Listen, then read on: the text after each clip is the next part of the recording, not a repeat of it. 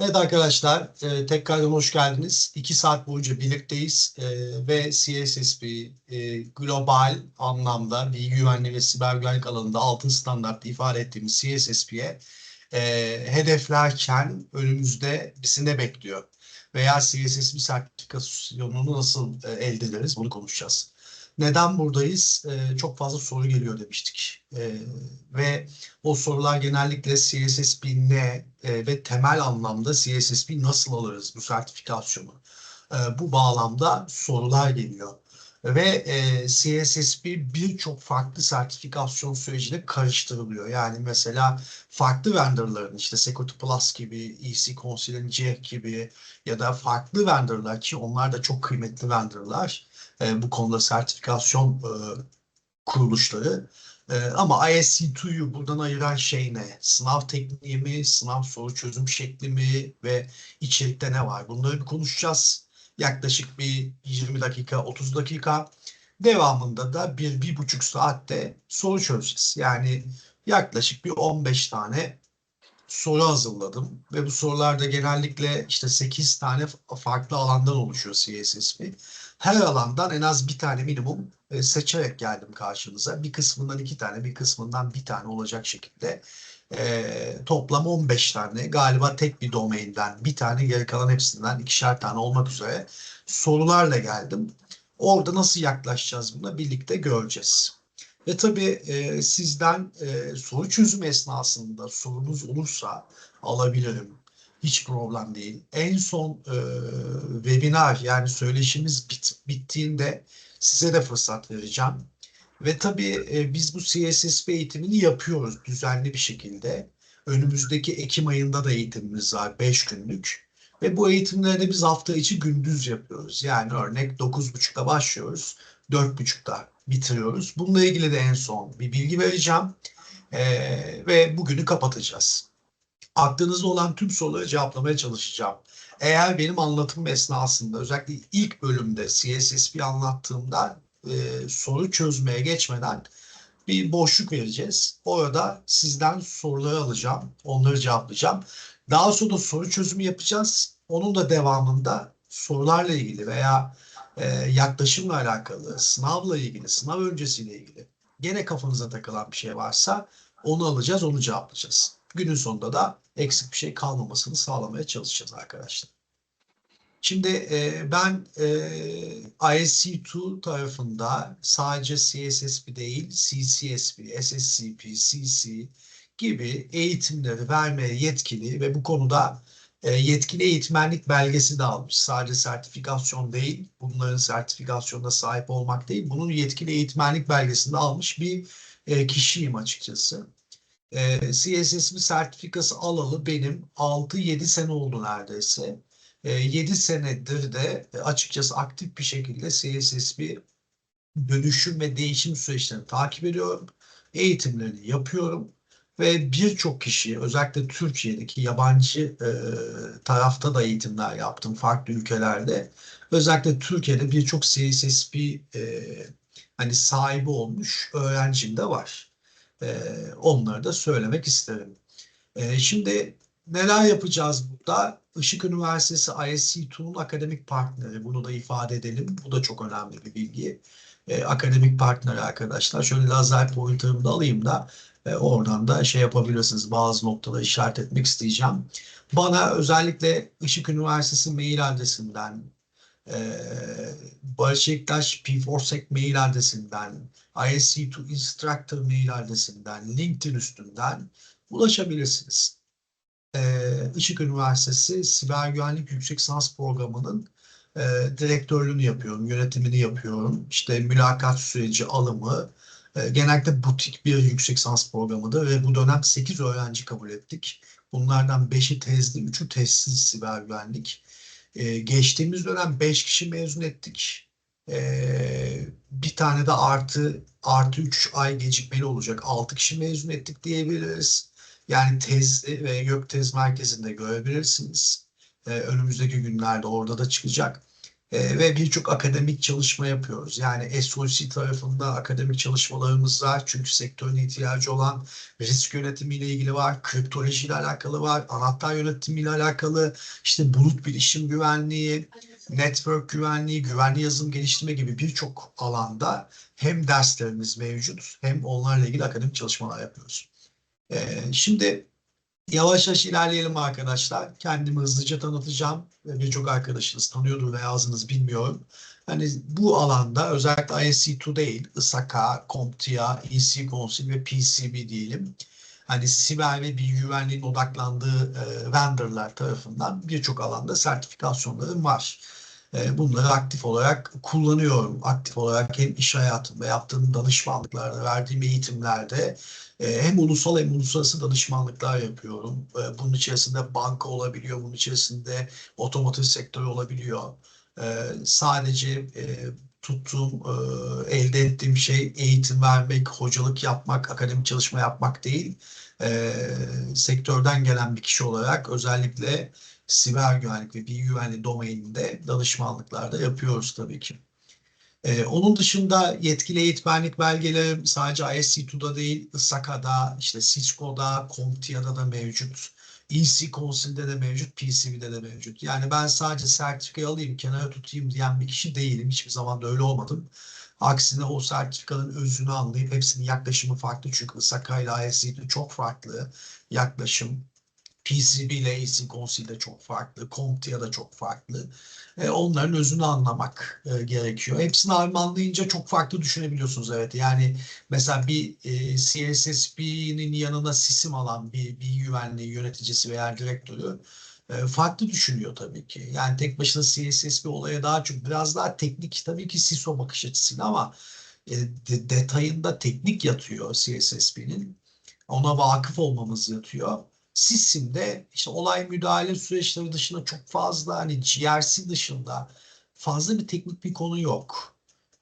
SİSA'da denetim odaklı gidiyoruz ama CSS'de teknik noktada yoğunlaşıyoruz. Bugün de göreceksiniz sorulardan birkaçında.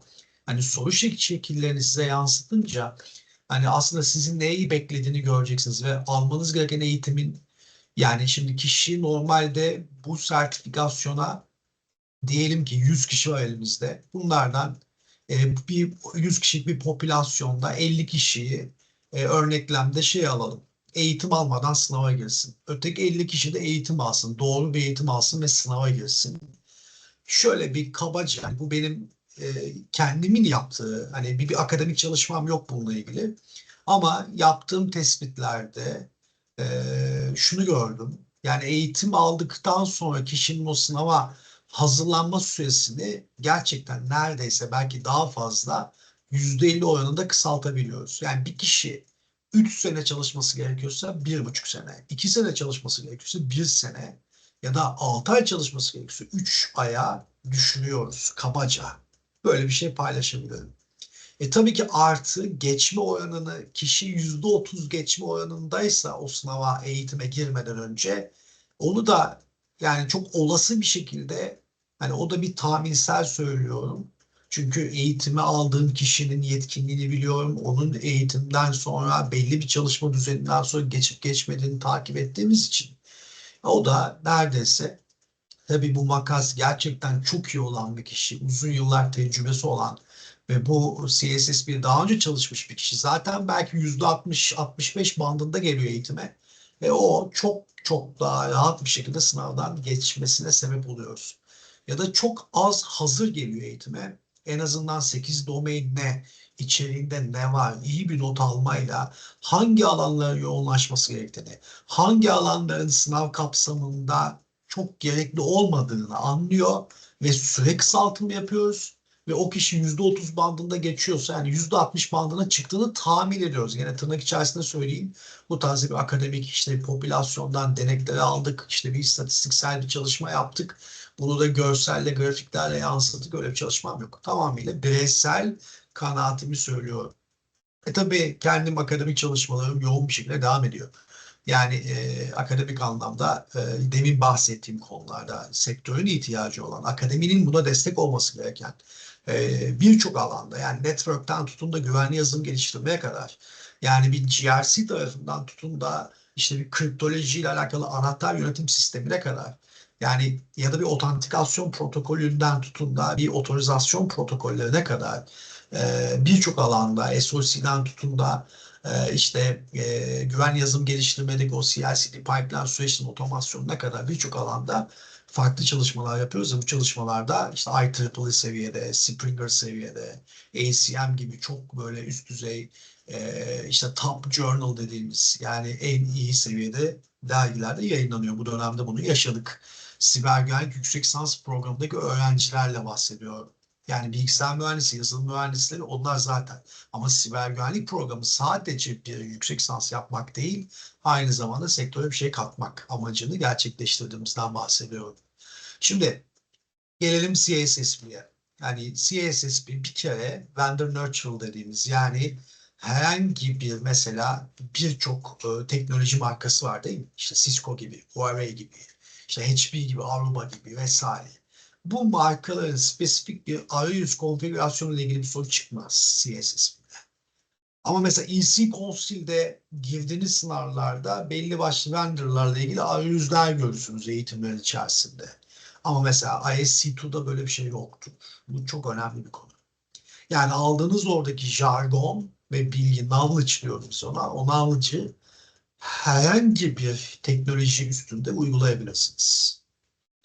Ve burada şunu söylüyoruz. Biz bakın breadth and depth dediğimiz knowledge demek, hani okyanus kadar geniş ve derin gibi bir yapı düşünürseniz teknik bilgi seviyenizin gerçekten iyi olması gerekiyor ki yorumlayalım. Yani CISO şapkasını, bilgi güvenliği direktörü, bilgi güvenliği yöneticisi, bilgi güvenliği müdürü ne derseniz deyin, o şapkayı takıp soruyu cevaplayabilmek için altyapısındaki o teknik bilgiye sahip olmanız gerekiyor. Veya o olayı, vermiş olduğu senaryoyu daha önce karşılaşmış olmanız gerekiyor yaklaşık olarak ki sınavda ona doğru cevap verelim. Ama birçok soru, yani çıkan sınavda sorunun birçoğuyla belki karşılaşmadınız daha önce gerçek hayatta, çalıştığınız pozisyonda. Ama işte o bilgiye sahip olduktan sonra sınavda o sorunun içinde öz kelimeleri, keyword dediğimiz anahtar kelimeyi yakaladığımızda hangi şıkkın daha doğru olma ihtimalini çıkartmak çok daha mümkün oluyor. Bunu konuşacağız. Bunu konuşacağız. Şimdi bu arada bu webinar dediğimiz, yani bugünün CSSP konusunda bir strateji veya soru çözüm tekniği diyoruz. Yani bu ilk Türkiye'de yapılan. Daha önce yapılmadı. Bunu belki diğer sınavlarda bekleyecek. Yani diğer sınavlarda yapılmış olabilir. İşte ISAKA'nın, işte SİSA'sında, SİSİM'inde. Biz tabii yaptığımız eğitimlerin genellikle zaman yetiyorsa son günü soru çözümü yapıyoruz. Veya her domainin sonunda yapıyoruz eğitimlerde. Zaman problemimiz yoksa. Ve orada aldığımız feedbackler şu: yani soru çözüm tekniğiyle soru çözdüğün nasıl çözüleceğini anlıyor olmak önemli. Bu şu demek değil tabii, yani orada A'yı gördün, vendor yazıyor, burada şunu işte nurture'lı tamamla gibi bir soru değil bu. Yani öyle bir şifresi yok yani bu işin. Onu da başta söyleyelim. Orası yanlış anlaşılmasın. Ama sorunun kök gövdesiyle cevaplar sürecin nasıl şöyle gideceğiz geleceğiz bunu konuşacağız. Yani çok çok kıymetli, çünkü birazdan kaç dakikaya sahip olduğunu gördüğünüzde anlayacaksınız ne kadar kıymetli olduğunu. Ve burada bakın bilgi güvenliği noktasında, yani biz bunu cyber security'de golden standart da diyebilirsiniz ama temelde buna yakışan şey bilgi güvenliğinde o golden standart. Yani cyber security domainin dışına da çıkıyoruz biz yani. Bilgi güvenliği deyince hemen hemen her şartımıza geliyor. Yani bilgi güvenliği golden standardı bir sertifikasyon diyebiliriz. Buna altın standart. Ve bakın güvenlik programları şirketler organize ediyor. Yani mesela 27 bin bir uyumluluğu, bununla ilgili bilgi güvenliği yönetim sistemi, bilgi güvenliği bir programı inşa ediyor. Üst yönetim desteğiyle ve bu bilgi güvenliği programın holistik olmasını, yani kapsayıcı olmasını istiyoruz. Ve amaç, hani günün her zaman başında, ortasında ve sonunda şirketin, organizasyonun CISO'su olarak, yani bilgi güvenliği direktörü olarak bilgiyi tehdit edebilecek herhangi bir atak vektörünü veya saldırganın etkisini veya onun olasılığını, olma olasılığını azaltmak bizim amacımız.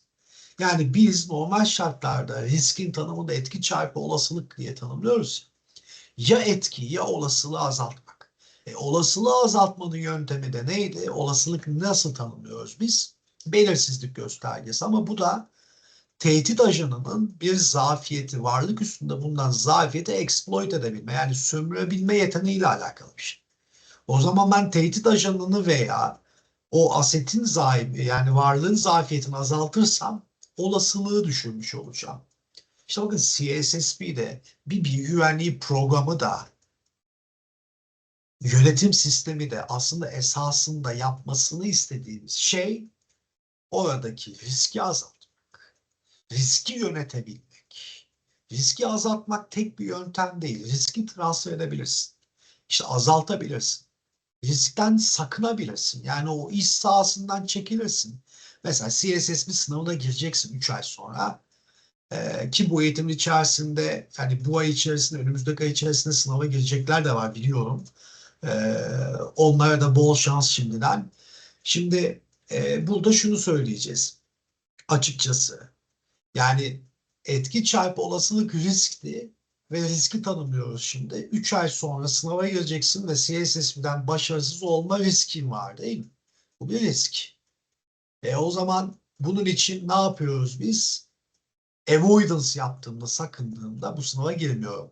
Ama bunu istemiyoruz ki. Sınava giriyorsan orada bir kalma riskin, fail olma riskin varsa o zaman diğer seçenekleri değerlendireceksin. Yani bakın, iş sahasından çekilemiyorsun. Yani ayakkabı üreten bir firmasın. Ayakkabı ile ilgili riskleri yönetmek istiyorum diyorsun ve ayakkabı satışını durduruyorsun. Bu iyi bir risk yönetimi değil. Ayakkabı satışına devam ederken işte ayakkabı hırsızlığına karşı tedbirler alıyor olmak. Yani bunu korumak, kontrol tedbirleriyle, düzgün, uyumlu, cost effective dediğimiz kontrol tedbirleriyle yöneteceğiz. Şimdi bakın, birçok CSSP eğitimine katılan birçok kişiden şöyle bir şey duydum. Yani tecrübe 15 yıl olabilir, 20 sene olabilir, 3 sene olabilir. Hep şöyle bir tereddüt var. Yani diyor ki aday, CSSP'ye sahip olmak isteyen. Hocam, Barış Bey, benim tecrübem çok az ya da öğrenciyim. Şimdi öğrenci bir kişi globalde baktığımız zaman, hani ben hep şunu söylüyorum. Bakın, Türkiye'de öğrenci olup CSSP sahibi olan yok. Lisans öğrencisinden bahsediyorum. Ama dünyada var. Neden olmasın? Yani özellikle inanılmaz mutlu olurum. Neden olmasın? Şimdi şöyle olmuyor. CSSP'de 5 yıl iş tecrübesi istiyor. Birazdan konuşacağız. Ama associate dediğimiz CSSP adayı oluyorsun. Önemli olan sınavı geçmek. Sınavı geçecek. O yetkinliğe sahip olduktan sonraki yıllarda bunu tamamlayacaksın. Yani biz şöyle diyoruz. Lisansın 4. sınıfında bile yapabilirsin bu sınavı. Kafaya koyuyorsan. Önündeki 5 yılda da bu tecrübeyi kapatırsın, ki birazdan aslında 4 yıl tecrübe olduğunu da anlatacağım. Yani 5 yıla da gerek yok. 4 yıl yetiyor. Onu da anlatacağım. Nasıl o bir yılı waive diyoruz biz ona. Yani feragat edebiliyorsun. Onu konuşuyor olacağız. Şimdi o zaman riski iyi yönetebilmek, değil mi? CSSP, CISO'nun zaten amacı. Yani organizasyon karşılaşacağı belirsiz riskleri düzgün, önceden proaktif bir şekilde yönetebilirse iş hedeflerine ulaşabilecek amacıyla biz yola çıktık. Ve bakın, bu da Cradle dediğimiz bir Pearson'un bir özellikle dijital anlamda o credential diyoruz biz ona, işte CSSP, işte CCSP, CC, SSCP ve diğerleri. Bunların hepsinin badge'ini dediğimiz, yani rozet dediğimiz hususlarını tuttuğumuz yer Cradle. Cradle'la da zaten birlikteler. Burada dijital badge'lerinizi görüyorsunuz, sertifikasyonlarınızı. O yüzden koydum. Bakın, hangi rolde çalışıyorsanız çalışın. Yani tutup network alanı olabilir, denetim olabilir, architect olabilir, danışman olabilir güvenlik tarafında, network admin olabilirsin, risk yöneticisi olabilirsin. Compliance'a bakıyorsun, yani GRC olabilir. İlla bilgi güvenliği yöneticisi, bilgi güvenliği müdürü olmak zorunda değilsin veya IT uzmanı olabilirsin. Evet, CSSP alabilirsin. Bunu söylüyoruz. CSSP sınavına girebilirsin. Şimdi Şurada bakın önemli bir konu. Şimdi yıl 2019, yani bir kere 50 yıla yakın süredir var bu 40 yılı aştı CSSP konusu. İlk açıkçası 10 küsur kişiyle, pardon 40 küsur kişiyle başladı o sene CSSP sahibi olan ilk çıktığı yılda. Ama geldiğimiz bugün 2025 Eylül itibariyle ISC2'nun sitesinde globalde 165 bin tane CSSP sahibi var. Ama dikkatinizi çekiyorum. Bakın en son verimiz bizim 2022 Ocağı'nda ve 94 bin tane Amerika'da.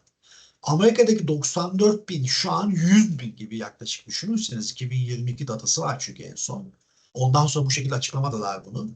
En son burada açıkladılar. 100 bin diye biçelim bunu. İsterseniz 110 bin biçiniz. 55 bin tane Amerika dışında 55 bin tane CSSP holder var. Türkiye ülkemize geldiğimizde bakın 2022'de 195 ve artış hızını değerlendirdiğimizde yaklaşık olarak %5'lik bir artışı her sene kabaca yaşadığını düşünürsek, yani ne oluyor bu? 10-15'lik artışlarla 50 kişi de arttırsak 3 yılda hani en fazla 250 tane CSSP sahibi var. Bakın bunlar daha önce mesela 15 sene önce CSSP'ye sahip olmuş ama bunu devam ettirmemiş kişiler hariç. Yani CSSP şu ana kadar almışlardan bahsetmiyorum. E, Elinde akreditasyonunu devam ettiren, elinde özellikle yıllık işte CP dediğimiz yani kredilerini, yani eğitim alıyor onları kaydetmesi gerekiyor. Yıllık olarak kendini sürekli geliştirmesi gerekiyor bir CSSP'nin. Onlardan bahsediyoruz. Yani 250 civarı CSSP var Türkiye'de. Globalde de 165 bin var. Bu oran globale vurduğumuz anda çok düşük kalıyor. Ama tabii Amerika'ya çıkarttığımız anda 100-105 bin gibi bandı çıkarttığımızda geriye 60 bin tane kalıyor. 60 bin Amerika dışında 60 bin CSSP'nin 250'si Türkiye'de gibi bir yorum yapabiliriz. Gene tahmini konuşuyorum. Tamam. Bu da ne kadar önemli olduğunu düşününüz. Bazı firmalarda bakın özellikle benim danışmanlık yaptığım bazı uluslararası firmalarda CSSP sayısı, mesela Almanya menşeli bir firmadan bahsedelim, isim vermeyeceğim tabii ki. İçerisinde 100'e yakın CSSP, 50'ye yakın CSSP olan firmalar var. Bizim ülkemizde bazı bankalarda sadece bakın denetim ya da işte güvenlikle ilgili çalışan departmanlarda hemen hemen hepsinde CSSP olan bazı firmalarda, yani bazı firmalar bu olaya, bu konuya çok farklı bakıyor. Çok önemli aslında. Bazı uluslararası firmalarda ister doktora yapın. Bakın ben İstanbul Teknik Üniversitesi Siber Güvenlik Mühendisliği, Cyber Security Engineering yani kriptografi doktora mezunuyum. Diğer adı da bilgi güvenliği mühendisi ve kriptografi. Yani bakarsanız CSSP'ye ne gerek var diyemiyorum. Yani çünkü bir yerde örnek danışmanlık ya da bir proje geliştirdiğinizde sahip olduğunuz sertifika da orada çok önemli. Diyor ki CSSP varsa devam edebiliriz. CSSP yoksa devam edemeyiz. İstediğin kadar tecrüben olsun diyor bazı firmalar global ölçekte. Bu da sayının bize ne kadarlık açıkçası yani az